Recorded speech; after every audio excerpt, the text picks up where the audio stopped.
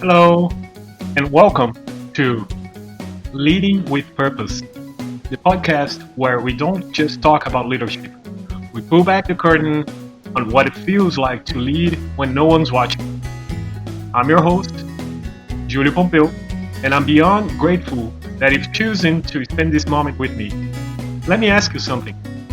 Have you ever been in a position where people were looking to you for guidance and deep down you felt like you were still figuring out yourself? Have you ever carried the title of a leader but felt like something was missing? Like there was a gap between what the world expects of you and what your heart was quietly whispering? I've been there more than once, and believe me, it still happens. Over the years, I've worked alongside CEOs and co-workers, change makers. I had the opportunity to travel to several countries and work with people all over the world. Startup founders and volunteers just trying to make a difference. And time again, I've seen one universal truth. Leadership is not about being the loudest in the room. It's about being the most present in the moment. The loudest person in the room thinks it is about being the loudest, but it's not. It's not about titles or tactics, about people. It's about choices. It's about those deeply human moments when you realize this is not just about getting results. This is about being responsible for the energy I bring into a room, for how I show up when it's hard, for the kind of impact I leave behind. And here's the part that no one else tells you. Leadership can feel lonely, especially when you are trying to do with integrity, especially when you're trying to lead with heart, especially when the old rule book doesn't fit anymore. That's why I created this space. This podcast, it's not here to give you motivational fluff or generic advice. This is a space for real stories, raw, honest, sometimes messy stories that will help you see yourself differently. That will remind you you're not alone. That maybe, just maybe, the leader you've been looking for is already inside of you. You just haven't met them fully yet. In today's episode, we're kicking off things with something foundational, the top 5 leadership approaches that shape the world. But I don't want to give you a list of styles and bullet points. I want to take you into them. I want to tell you about the people who taught me what these approaches feel like in real life.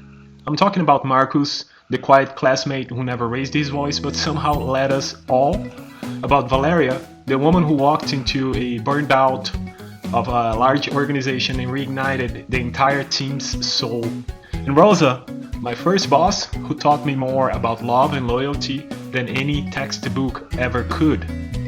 These aren't just leadership styles, they are living, breathing portraits of what's possible when someone decides to lead with intention, humility, courage, and truth.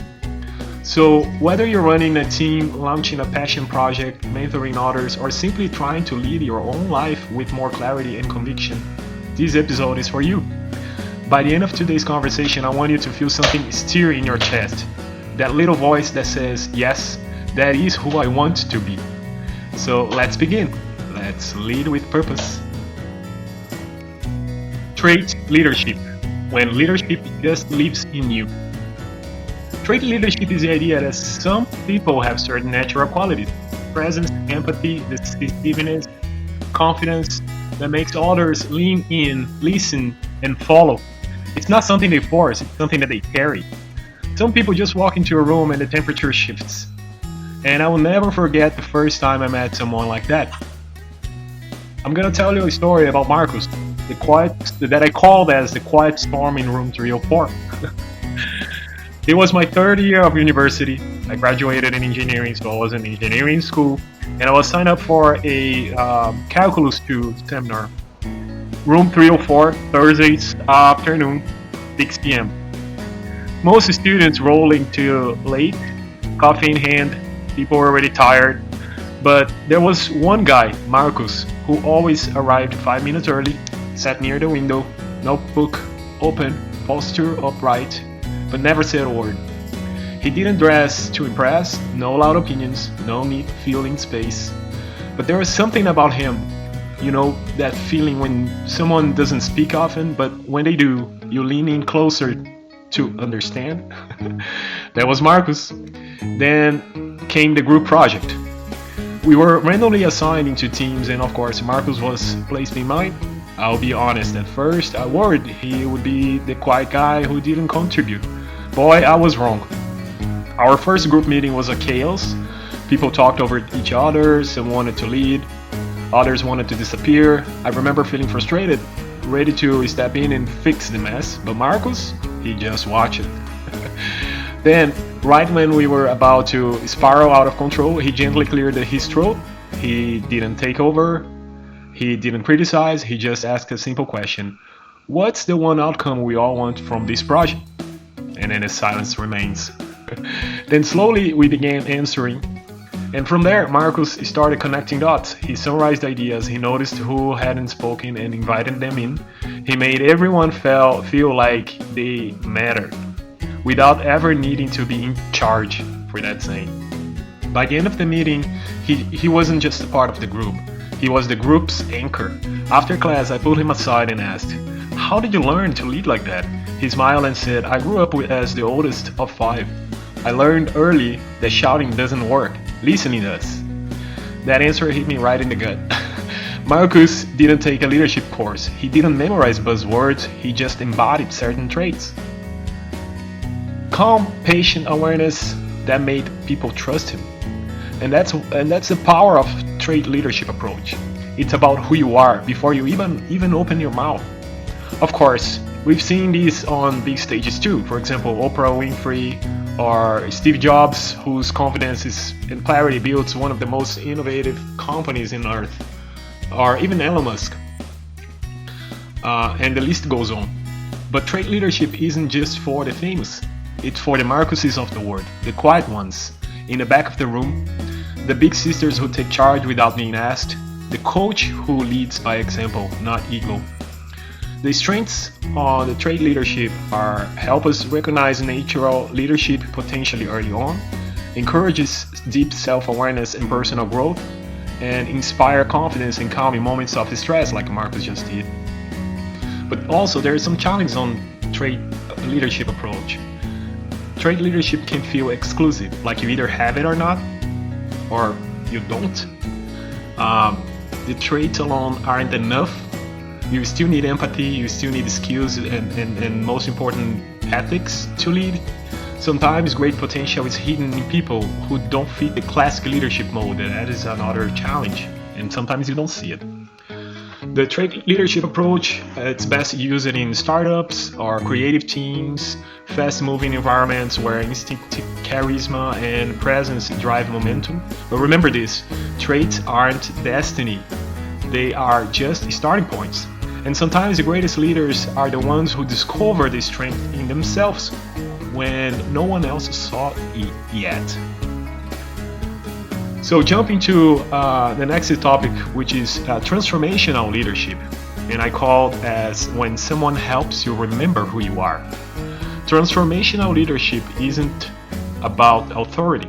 It's about awakening something in people that might haven't been sleeping. It's not commanding, it's inspiring.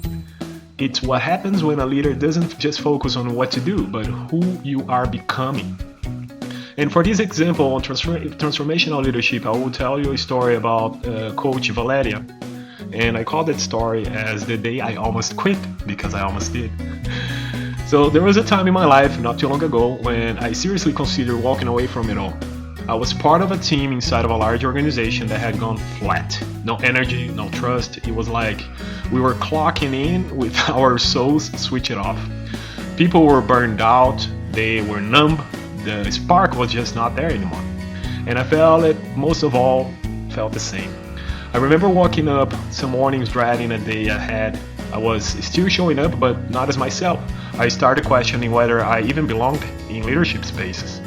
Maybe I'm not cut out for this, I would think, or maybe I'm too soft, maybe I care too much. Then one day everything shifted. We got a new department head. I called her Coach Valéria. I call her Coach because that's what she was, even if it wasn't her official title. She didn't come in swinging a hammer or giving a TED talk. Her first meeting with us wasn't about results or roadmaps. It was one question. Why did you say yes to this job in the first place? And then again, the silence remains. Then slowly, stories start coming out. One person said they took the job to create impact. Another said they wanted to build something better than what they grown up with. I said I wanted to lead from a place of purpose, not power. But lately, I've forgotten how. That meeting changed everything, not because of any policy, but because Valéria gave us back our why. She didn't need to micromanage. She made us feel seen, and when people feel seen, they rise. I watched team members who had been completely disengaged to come alive again. People started volunteering ideas, there was laughter in the halls, our work didn't get easier, but it got meaningful again. And I got my own spark back. Valéria didn't transform us with tactics. She did it with presence, vision, and belief. That's what transformational leaders do. They don't change people. They help people remember who they are at their best. You see this in the big leagues too. For example, Barack Obama, regardless of politics point of views, he used the language presence and hope to activate millions and millions of people all over the world, not only in USA. But transformational leadership is not about the stage you are on. It's about the impact you leave behind. Remember this. It's about walking to a room that feels dead and breathing life back into it. So some of the strengths on transformational leadership are ignites motivation and passion, like in the examples I just said. Elevate the emotional connection between leader and the team. Again, we just talked about creates lasting cultural and personal change. He wants people to evolve, and to change means evolution. Sometimes moving out of their comfort zone. Some of the challenges on transformational leadership is that you can overlook day-to-day execution. It requires consistent emotional energy. It's not a one speech and done approach. You have to be there over and over again. If you're not grounded in real values, it can feel manipulative or performative. For example, you're only looking for the output. So, transformational leadership is best used in periods of transition, when you have to set some type of cultural reset or reinvent the way that the people are doing the job. Teams who have the potential but need someone to help them see it again. And let me say this, because I lived it. Sometimes the most transformational thing a leader can do is to believe in you when you've stopped believing in yourself. This is very powerful. Alrighty, jumping to the topic number 3, I want to say, because we talked about 2 types of leadership approach already. So I'm going to start talking now about servant leadership, which I call when you lead by lifting people first. If transformational leadership it's about vision, servant leadership it's about presence. It's the kind of leadership that doesn't look like leadership at first, because it's not loud, it's not flashy, but it's powerful because it makes people feel valued. When in their smallest, even on their smallest moments. Servant leaders don't need the title to lead. They lead by asking, what do you need to succeed? And how can I help you to get there? And I learned that kind of leadership from the very first boss I had, Henrique. So this story is about Henrique, and I call this story as the first person who saw more in me than I saw in myself. I remember I was pretty young, really young, maybe I was, 16 or 17 years old. It was my first job. It was a small marketing and outdoor signage company.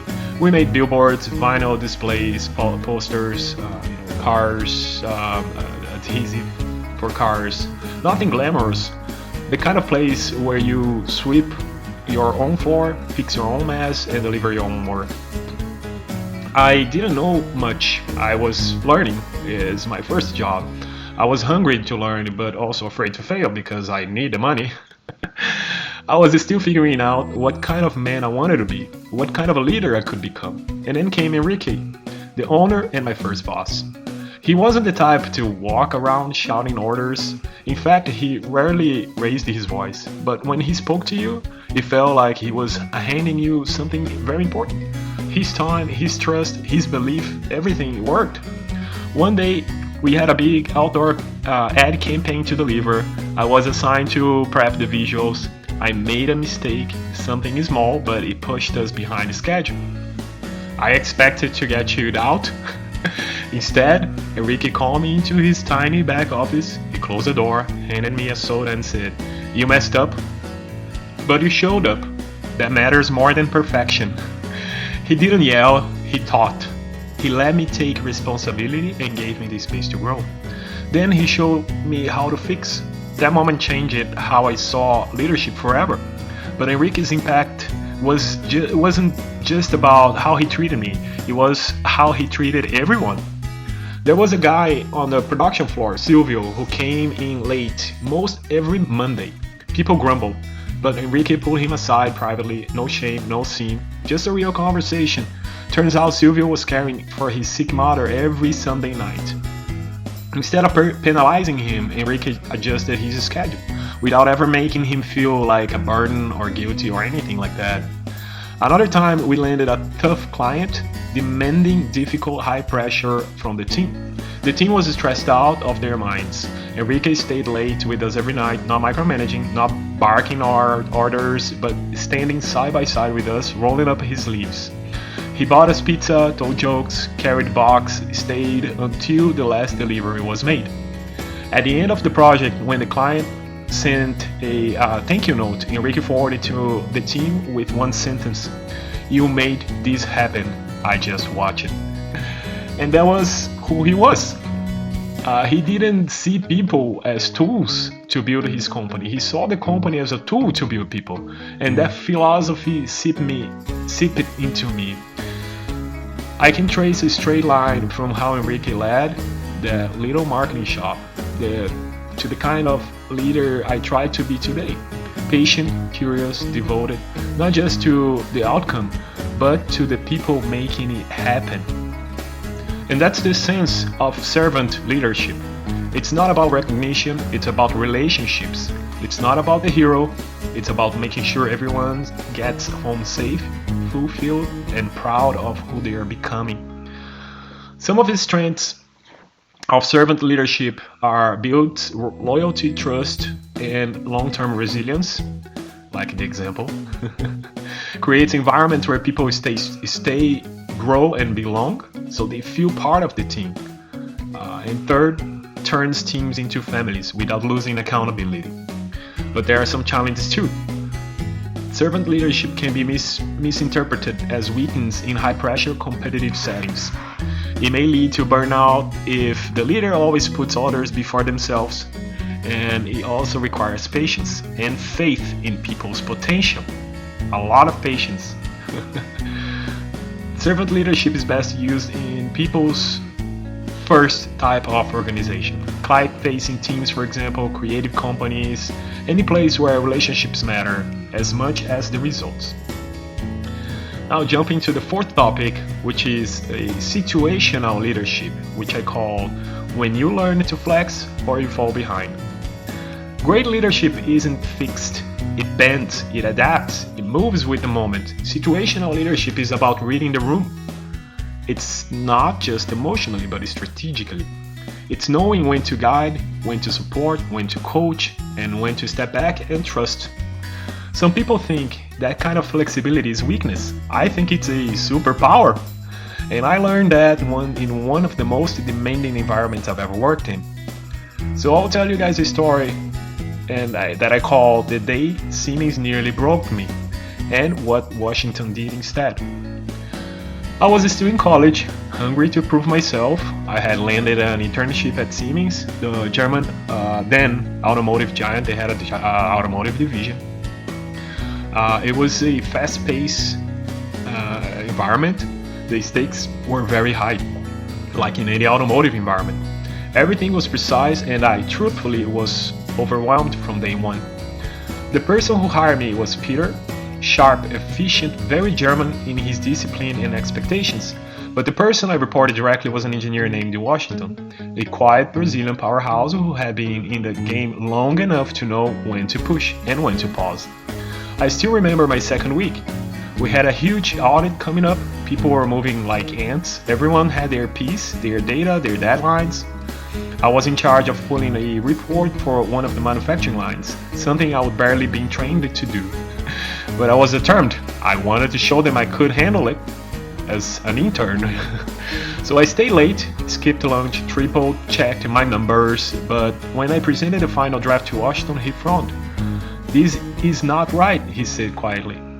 My stomach dropped, my ears rang, I felt the blood drain from my face. I started rambling, explaining, justifying, panicking. I still remember, I could feel my credibility crumbling, and with it, my confidence. But Washington didn't raise his voice, he didn't shame me. He looked at me calm as ever and said, "Take a breath. You're not here because you're perfect, you're here to learn." Then, he did something I will never forget. He pushed his own work aside, sat next to me, and walked me through the report step by step. He asked guiding questions, explained what the data actually meant in real-world terms, and gave me just enough information to try it again on my own. And the next day, I nailed it. What struck me most was this. If the moment had happened a week later, post-audit, he probably would have expected me to handle it independently. But in that moment, he knew I wasn't ready to fly solo. That's situational leadership. It's not about being one kind of leader. It's about being the kind of leader your people need right now. I've watched Washington lead like that all year. With new hires, he was patient and detailed. With experienced engineers, he was hands-off, empowering. When deadlines were tight, he stepped into command mode, direct, fast. When tensions rose, he was the calm in the storm. His ability to flex without losing who he was taught me that real leadership isn't rigid. It breathes, it listens, it evolves. From this story, I'll tell you some strengths of situational leadership. Response to real-time team dynamics, so you are always watching the dynamics so you can respond at the same level. It helps build up confidence and capability in others over time, like it happened to me. And also works across cultures, pressure levels, and project types. Again, it's like a thermometer, you can adjust over time. Some of the challenges on situational leadership requires constant self-awareness and empathy. You always have to watch yourself first. Easy to misread the situation and over or under lead. So if you are not interpreting the situation correctly, it can also exhaust a leader if they don't recharge or delegate well because you are constantly there. So situational leadership is best used in fast-moving industries like the one I've worked, automotive, cross-functional teams, crisis situations, or high-growth environments. Anywhere, leadership needs to be as agile as the people it serves. So lastly, on my topic number 5, I will talk about authentic leadership that I call when the hardest thing is to tell the truth. Authentic leadership isn't about image, it's about truth. It's about leading from who you are, not a title, not a mask, not a script. It's one of the hardest forms of leadership in my opinion because it demands vulnerability. And no leader likes to show vulnerability because people associate vulnerability with weakness. It's easy to lead when things are going well, but when things fall apart and you still choose to show up with honesty and heart, that's authenticity. That's courage. And I learned that the hard way. On a dust, sun-drenched road in Mexico. And I will tell you a story about the day I had to look people in the eye and still lead. A few years ago, I was assigned to a project in Mexico on paper, a technical assignment. We were closing down a manufacturing plant and transferring production lines to another city. The numbers made sense, the spreadsheets made sense, the logistics were solid, but nothing prepared me for what it felt like to walk into the plant and meet the people behind those numbers. From the day one, they welcomed me with open arms. I shared meals with them. I heard their stories, decades of loyalty, of raising families, of the paycheck they earned inside those walls. Some of them had worked at the plant longer than I had been alive. And I knew that very soon, many of them were going to lose their jobs. I tried to keep a professional distance, I really did, but I couldn't. I saw the pride in their eyes, the fear in their silence, and I felt the weight of the truth I was carrying.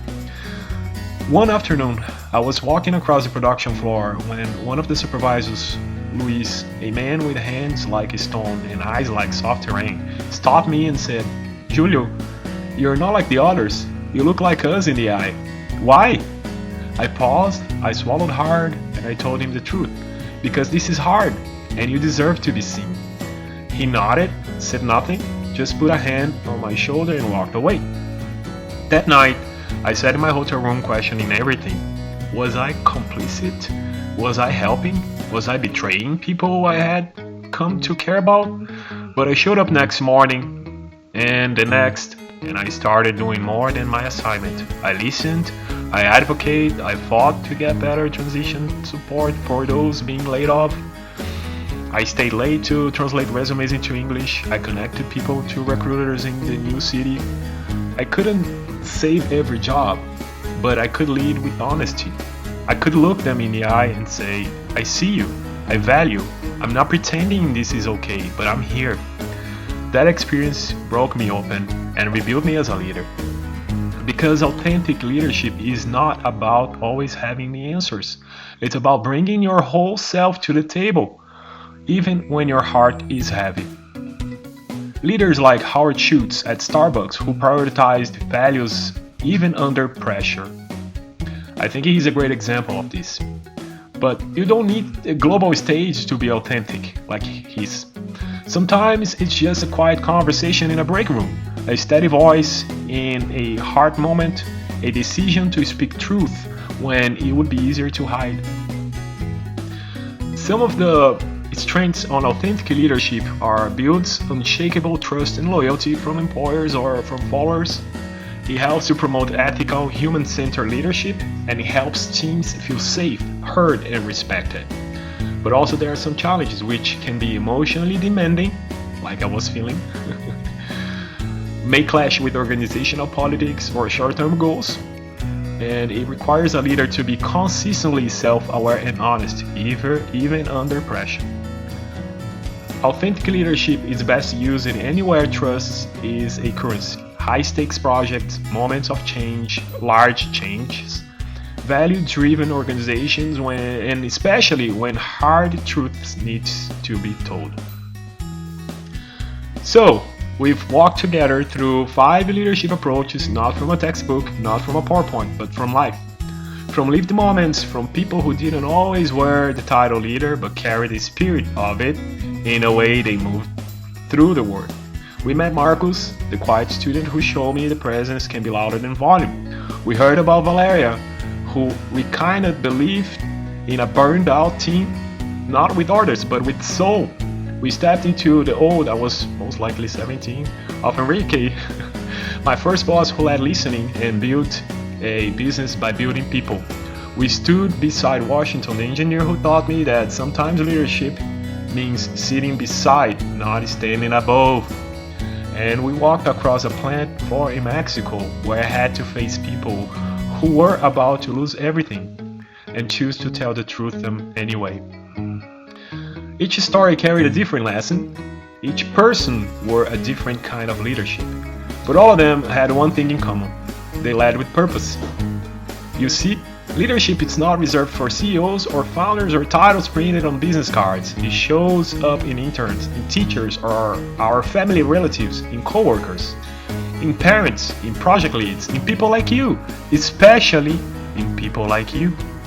And if you've ever felt like you were meant to lead differently, if you've ever felt like something in the usual leadership advice just isn't quite fit, like you were being asked to wear someone else's suit, that weird? That's not a weakness, that's a whisper. That's your purpose calling out, saying there is another way, a way that feels like you. Because the truth is, there is no way to live. There is only your way, and the courage to live it out loud. So if this episode touched something inside you, if a memory came back or a dream began to unfold, if you felt goosebumps or maybe even grief, that is not by accident. That is your leader spirit waking up. And I wanted to invite you to keep going with me. In the next episode of Leading with Purpose, we're going to go deeper, not just into leadership styles, but into your leadership story. We'll explore how to blend approaches that speak to you most. how to align your actions with your values, and how to show up again and again as the kind of leader you needed when you were just starting out. We will laugh, we will reflect, we will stretch our minds together, and I'll keep bringing you real stories from my journey, the wins, the stumbles, the quiet in-betweens, because I don't just want to teach you leadership, I want to walk it with you. So hit the subscribe button, share this episode with a friend who's ready to lead differently like us, and if you're feeling bold, send me a message. Tell me what kind of leader you want to become. I'm listening. Until next time, lead with purpose, lead with courage, lead with love, and always, always stay inspired.